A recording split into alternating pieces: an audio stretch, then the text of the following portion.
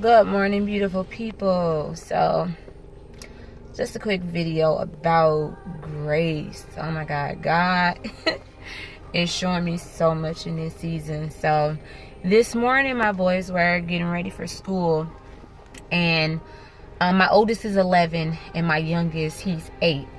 And when I tell you all they do is argue about every little thing that I consider to be, or at least things that I consider to be little.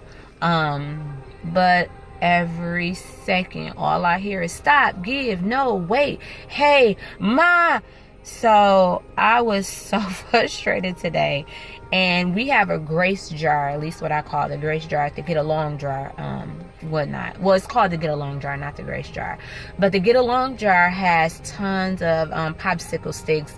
And when they are not getting along, because I'm focusing on healthy consequences instead of discipline, which you'll hear a lot about that later.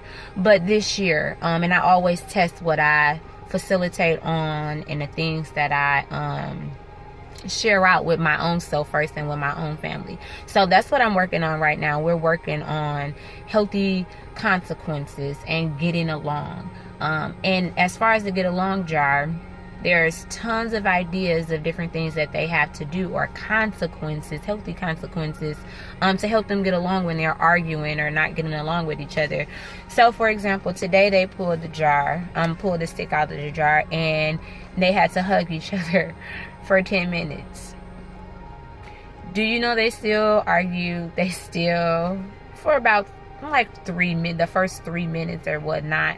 So I gave them an extra 5 minutes of sitting there hugging each other. You are brothers. Why are you not getting along with each other? Why are you arguing about every little thing? Why are you being mean to each other? I just don't understand it. But then, as I was getting very frustrated and as I was getting upset, God took me back to when I was a child. And what did I do with my brother? My brother got on my nerves. We argued all the time. We fussed all the time. I made my brother do some crazy things. I was the only girl. He's the only boy. So, but make a long story short, we did the same thing. So God kind of used that memory to show me that you have to provide your children with grace. So in our get along jar, there's 2 sticks, and it has grace. And even though they didn't pull the stick with the grace on there, God showed me that as a parent, we have to provide our children with grace. The same grace that God provides to us, the same grace that we provide to other people and that we want other people to give us, we have to provide that same grace for our children. So I went in there and I sat down and I had a long conversation with them, and I even apologized as a parent for yelling, for not really listening to what took place and what started the frustration and the argument and discord between the 2 of them.